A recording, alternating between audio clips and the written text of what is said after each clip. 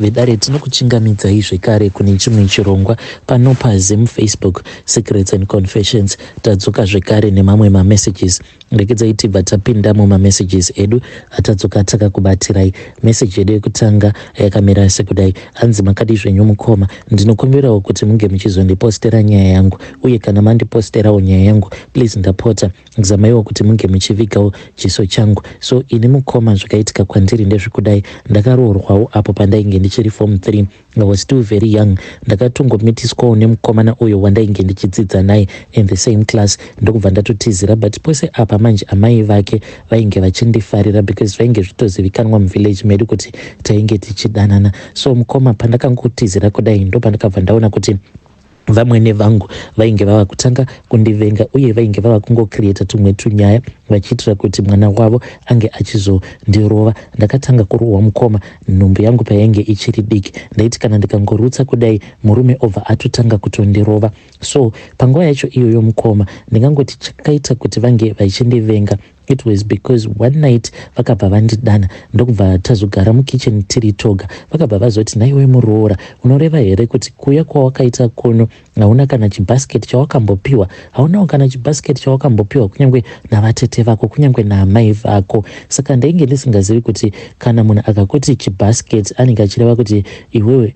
unenge uine mishonga kana kuti royiwa unenge wakapiwa. Saka nedzunguwo ndakabva ndaenda ndikabva ndazonoudza amai vangu. Ndakati ndaudza amai vangu vakabva vandiudza kuti vamwene vangu zvinoreva kuti muroyi. Saka ndichizodzoka mukoma, ndakabva ndatanga kuvarakidzirawo kuti pane zvandainge ndaudzwa naamai kuzosvika tichizotanga kuvengana. Vakabva vatanga kungondikriitira nyaya vachinditi vainge vakandiona ndakamira padhuze neguva ravatezvara. Saka murume aingoti akaudzwa zvaanenge audzwa naamai vake obva atotanga kutondikinditsa kudzamara ndazotiza. By the time pandakazotiza ndainge ndapamhiwa zvekare chimwe chana. So mukoma ndakabva ndazouya kuno ndikabva ndati sezvo zvandava nevana vangu vaviri, regedzai ndinge ndichiuya kuno kukujoni, because kuzimu ndainge ndambozamawo kuita zvemujolo, but hey still mukoma nashe. Zvadaro mukoma ndakabva ndazouya kuno. Ndakati ndauya kuno Mwari ndokubva vazondiwanira nyasha, ndakabva ndazotendeuka, then ndikabva ndazotanga kupinda imwe church, ePentecostal church tiri kumusha, tainge tichiitawo zvekumasowe. Saka ndakati ndava kuenda kuPentecostal kuya ndo pandakabva ndazonzwirwa nyasha, ndikabva ndazotanga manje kudanana neuyo akazova murume wangu. Ndakatochata mukoma muno muSouth Africa, ndakatochata. Zvino mukoma nyaya yavapo ndeyekuti inini neex-husband yangu tava kutaura tose. Chakakonzeresa kuti tinge tichitaura, mwana uyu akamborwara. This was 2 years ago. Pane umwe mwana wedu akarwara, ndikabva ndanzi ndaifanira kuti ndinge ndichienda kumusha. Zvino ndakati ndadzokera kumusha ndikabva ndaudzwa kuti mwana uyu ainge achirwara. Saka pandakadzokera kumusha ndakabva ndazonzi taifanira kuti tinge tichifamba tose. Saka ndakabva ndazofamba nababa vemwana wangu uye zvekare nehama dzake, tichida kunzwa kuti chii chainge chichinetsa pamwana. Zvikabva zvazogadziriswa izvo zvainge zvichinetsa pamwana. Zvose izvi ndakazviita in secret. Murume wangu haatombozvizivi kuti pandakadzokera kumusha ndakatomboenda kun'anga.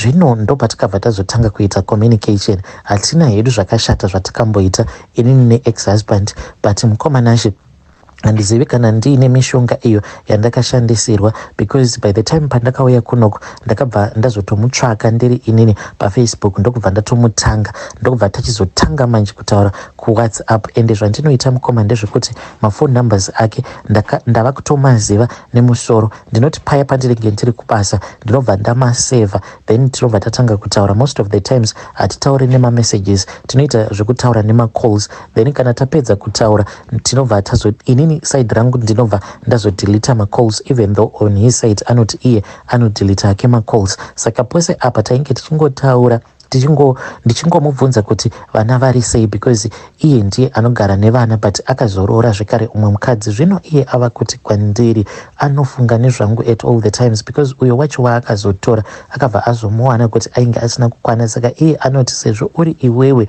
wandakatanga naye, saka ndoda kuti iwewe unge uchidzoka kumba. Handiziviwo mukoma kuti ndoita sei. Aino kuti kana ndikangogara ndaudza hama dzangu nekamushungurudzirwo kacho kandakaitwa navamwene vangu hama dzangu hadzingambowirirani nazvo. Saka handizivi kuti mweya wakaita sei wada kundiparadzirawo imba yangu. Inini nemurume wangu hatitamburi mukoma. By that time patakatanga kudanana zvinhu zvainge zvakamuomera, but takangoti tichingonochata kudai zvinhu zvedu zvikabva zvatovhurika. Then murume wangu akabva angoti ndafunga kuti ndinge ndichitanga chikambani chake, ndokubva atopiwawo rimwe dhiri nevamwe elder, ndokubva atotanga kutoita izvozvi zvematenda. Saka murume wangu ndikatongoti safely is now a millionaire, but chitarirai muone upenzi hwacho hwandava kuita. Shuwa kutaura nemurume wangu anotoitawo zvehugweja. Saka I do not want to destroy my relationship, I don't want to destroy my marriage, because handina chandinoti ichi ndinochida murume wangu akasanditengera. I don't know how many times he has taken me on vacations, but kungotaura kwandakaita neex mukoma ndava kutoona sekunge iye murume wangu like haana kana chaanondigonera. Even panguva iyeya nekuti tinenge tiri pamutambo wedu uya wehusiku, anototi dzimwe nguva so akasandibata pandinenge ndichida kuti ange achindibata, ndinomuitira dzimwe hasha dzekuti anobva atoshamisika. Naye murume wangu uyu tine mwana wedu 1. Please help me, I don't want to destroy my marriage. Kana kuri kunzi vanhu ava vane mishonga yavakandishandisira, because vamwene vangu vakati vachingonditarisa vakabva vati vati naiwe muroora kozvauri kuglowa, vakabva vati ya, saka murume wako ane mari. So handizivi kana kuri kunzi vane mishonga iyo yavakandishandisira. Please help me, handichatombofungi zvakanaka, I am not thinking properly. Vedare ndo message iyo yandakatumidzirwa ichibva kuna vahanzvadzi vedu. Pakaipa, but I think kuti there is something that happened kwamuri vahanzvadzi. By the time ipapo pamainge muchifamba in secret, murume wenyu asingazvizivi, mukabva maenda kun'anga ne-ex-husband yenyu nehama dzake, ipapo munokwanisa makatotambwa 10 not ipapo. Kana vanhu ava vachiziva kuti kunoku makaroorwa nemurume ane twunhu twake, hey, you can lose everything. Asi ngatitaurei navo vahanzvadzi vedu ava mucomment section. Regedzai tibva taenda panyedu inotevera. Nyedu inotevera yakamira sekudai: hanzi makadi zvenyu mukoma, ndinodawo kuti Mwari vange vachindiregerera nekuda kwezvinhu izvo zvandakaita. So mukoma, inini zvandakaita ndezvekudai nemudzimai wangu. Pane imwe nguva iyo yatakanetsana. Zvino mukunetsana kwedu mukoma, ndakazogumisidzira ndava kurara nemusikana wedu webasa. Izvi zvakaitika apo patainge tichiri kuZim, zvakaitika mainge muri mugore ra2014. Saka at that time takabva tazotanga kushandirwa neumwe maid, but maid uyu ainge akaita wechidiki. Saka ndakabva ndangotanga kungotamba naye chikudo, because tainge tichingomuti mainini. Saka mukuzonotamba chikudo ndakabva ndazomumanikidza. Handidi kukunyeperai, pose pandainge ndichita bonde naye ainge achitochema achiti please musadaro, zvinhu izvo zvamuri kuita muri kutondibata chibharo. But ndakabva ndazomukurira pasimba because iye ainge achirara mudining. Saka nerimwe zuva ndakangonyepedzera hangu sekunge ndainge ndichita. Saka usiku hwacho ihwohwo pandakatanga kurara naye, mudzimai wangu akati aenda kunorara. At that time ainge ava kutoti marriage yacho ainge ava kusaida, because ainge achitaka kukontrolewa nehama dzake dzainge dzichida kuti iye ange achiuya kuno kuSouth Africa achindisiya kumusha. Saka mukoma, ndakabva ndazongosara hangu ndirimo mudining ndichingoita busy zvangu ndichita sekunge ndiri kushanda. Then ndakazoti maid paakarara ndopandakabva ndazoenda ndokubva ndazongokaruka. So maid wangu iye at that time ainge achirara mudining. So iye akazotongopepuka ationa ndatova pamusoro pake, ndainge ndatoisa chipfeko chake pasaidi, ndokubva ndatotanga kutomumanikidza kuti ndinge ndichirara naye. Takarwidzana achiti hazviiti, but ndakabva ndazomukurira ndokubva ndazoita bonde naye. Saka ndozvandakazotanga kuita izvozvo, ndichingomumanikidza kuita bonde naye kudzamara azondiudza kuti ainge abatira pamuviri. Paakangondiudza kuti ainge abatira pamuviri, ndokubva ndazama kuti ndinge ndichimupa mapiritsi ndichifungidzira kuti nhumbu iya yainge ichazobva. But payakaramba ndopandakabva ndazoudza mukadzi wangu kuti uyu maid uyu ainge achizama kuda kurara neni. Ndikabva ndaudza mukadzi wangu kuti maid wedu uyu ainge akatombondipindira mutoilet ndichigeza, but pose apa mudzimai ndainge ndisingadi kumuhodza nekuti ndainge ndichingomunzwira tsitsi maid. Saka ndo zvakazoitoita kuti inini nemudzimai wangu tinge tichizotanga kuwirirana, because mudzimai wangu akabva ati yoko zvandanga ndatotorerwa murume apa ndiri busy kutukana nemurume, apa imbwa iyi itori busy kuda kunditorera murume wangu. Saka iye mukadzi wangu akabva azoenda kudining kuya because pandakamuudza ipapo wainge utori usiku, akati aenda kuya ndokubva atanga kurova maid akabva amudzinga. Usiku hwacho ihwohwo mukoma maid uyu akabva atorara panze. Saka akabva atanga kuchema, achingochema achiti kana hazvisirizvo zvakaitika, achiti hazvisirizvo zvakaitika, vakandibata chibharo, murume wenyu mandidzinga zvenyu, but akandibata chibharo. Iniwo mukoma ndainge ndichida kutobuda panze kuti ndinge ndichienda kunogeza. Apa ndainge ndiine mvura yainge iri mubhaketi, yainge ichipisa zvayo but not too much. Then pandakangomunzwa achitaura izvozvo ndakabva ndamudira nemvura iyaya, akabva atanga kuchema. Zvinondirwadza mukoma kuti at that time ndichimudira nemvura yainge ichipisa ndichimuti nyarara, otherwise ndinokuuraya. Apa ainge atori munhu ainge akatotakura mwana wangu. Zvinondirwadza mukoma kuti ndakamushungurudza ipapo paainge andiudza kuti ainge aine pamuviri. Zvadaro mukoma akabva azobuda gate achitiza. Ini handina kana kumbogara ndada kumutevera. Mangwana acho ndo paakabva azodzoka achiti ainge akarara panext door. Mukadzi wangu akabva atanga kumukandira mabhegi panze, uye zvekare neniwo ndakabva ndatobatsira mukadzi wangu ndichiti haunyare wainge uchida kurara neni kuitira kuti unge uchizondisungisa. Ndokubva azodzingwa paya, ende raini rose rakatongobhilivha kuti zveshuwa ndo zvainge zvakaitika, because muraini ndaitova munhu ainge achitoremekedzwa. Takati tamudzinga pamba pedu, handina kana kuzombogara ndakamutsvaka. Ndakazotomutsvaka mushure mekunge nemudzimai wangu tava kuno kuSouth Africa. Ndokubva ndazomutsvaka, but ndakatoita zvekutanga ndataura neimwe friend yake uyo ainge achishandawo kuma-areas ekwedu. Ndiye akazondipa manumbers ake, ndokubva tazotaura. Mukoma nanhasi uno mwana wedu uyo watakaita tose ndinochengeta, because akazozvara mwana mukomana. Mwana uyu atokura mukoma, but ndizvowo zvandakaita. I really feel bad nekuda kwezvinhu izvi zvandakaita. I feel so sorry for her. Zotaura naye, iye akandiudza kuti akamboroorwa kahwani mushure mekunge atanga kugara nemurume wake, akabva azobvunzwa kuti mwana uyu waainge ainaye ainge ari mwana wani. Ndokubva azotadza kupindura.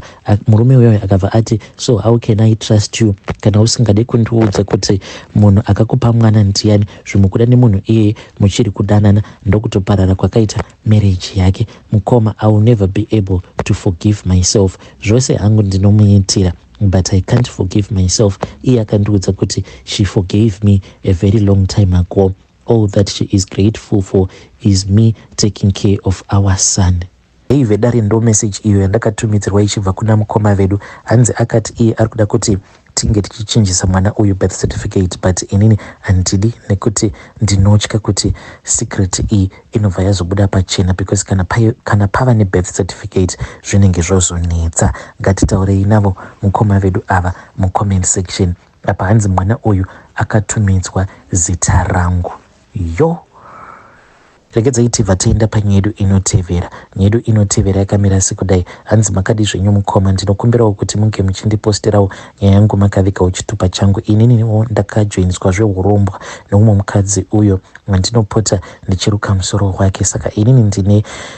Saka ininiwo ndinoshanda musaluni. Mukadzi uyu ndakazotanga kuwirirana naye kudzamara azondiudza kuti iye anoitawo kudzamara mukadzi uyu azondiudza kuti she trusted me and she wanted to tell me where she gets her money. Akabva andiudza kuti iye anotora mari yake mugungwa. At that time handina kana kumbozvibvuma. Akabva azonditi one day I want to go with you to my place. Ndakati ndapedza kumuruka ndokubva tazobuda tikabva tazoenda kumba kwake. So akabva azoti taifanira kuti tinge tichizomirira kusvika kunze kwasviba. Ndakangoti mother ava havasi vava kutopenga. Mukoma akabva anditi, I know kuti you are saying kuti mother ava havasi vava kutopenga. Ndopandakabva ndanzwa hana yangu ichirova. Zvino zuva rakazoti radoka ndopaakabva azoti ngatibudei panze. Kwainge kusati kwatombonyanya kusviba. Mukoma ndakabva ndaona umwe mwana ainge achingotenderera muyadhi. Ndikabva ndati naimi mwana uyu ndewani? Akabva aseka akabva ati mwana wangu. Ndikabva ndati ko ari kutsvakeiko panze, because mwana iye ainge achingofamba asina kana bhutsu, but ainge akapfumbata zvibhakera zvake. Vakabva vati chipoko chemwana wangu ndiye wandakachekeresa. Vakabva vatomudana nezita. Saka paakatanga kufamba ndakabva ndaona kuti uyu haasi munhu but chipoko. Mwana uya mukoma ndopaakabva azopinda mumba. Then ivo vakabva vazoti ngatimuteverei. Ndainge ndichida kufamba ndiri kumashure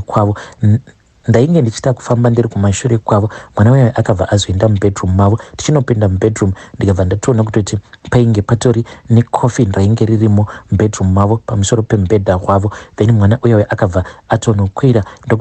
Mwana uya akabva anopinda mucoffin muya. Coffin riya rikabva ravharika rega.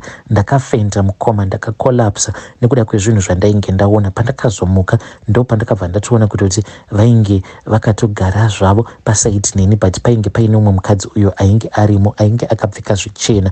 Ndokubva mukadzi uyo azoti ainge andisarudza kuti neniwo ndinge ndichizopiwawo zviro zvaakapiwa nemukadzi iye uyo ainge arimo mubedroom. Saka handikwanisi kuti ndinge ndichikuudzai exactly zvinhu zvandakapiwa, but so far mukoma ndachekeresa vanasisi vangu vaviri. Ndakanzi panodiwa ropa raamai vangu. Ndikabva ndati handikwanisi kuti ndinge ndichichekeresa amai vangu vakandibereka, because inini ndainge ndati zviri nani kuti ndinge ndichiromba so that ndinge ndichizokwanisa kuchengeta amai vangu nevana vangu. But vakabva vati vainge vachazondiitisa mhiko dzinonditendedza kuti ndinge ndichichengeta amai vangu nevana vangu. Saka vakabva vati painge pachidiwa kuti ndinge ndichichekeresa weropa.